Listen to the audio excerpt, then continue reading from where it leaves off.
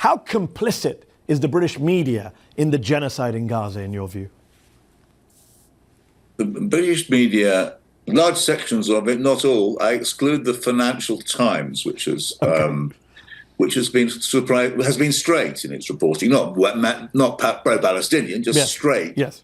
In its reporting, but larger parts of the media are bloodstained for two reasons. One is they supported the British government narrative that Israel wasn't committing war crimes. The British government still says that, or it's still its formal position, and that Netanyahu was given a green light to do whatever he wants and be supplying him with arms. They didn't make anything of that. But they did another thing, which was not just authenticate the British government support for Netanyahu, but also to attack the protesters. Yes. It very much upset me, this, because over the last 2 years, the protesters, an enormous number of people have turned out week after week after week, rain and shine, to protest against British government policy, selling arms, etc., to Israel, but also calling for a ceasefire.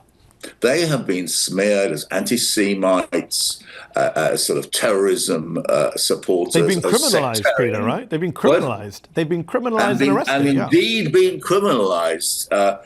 And I partly in the end up found myself feeling that this, showing that these claims made against them that they were violent were false.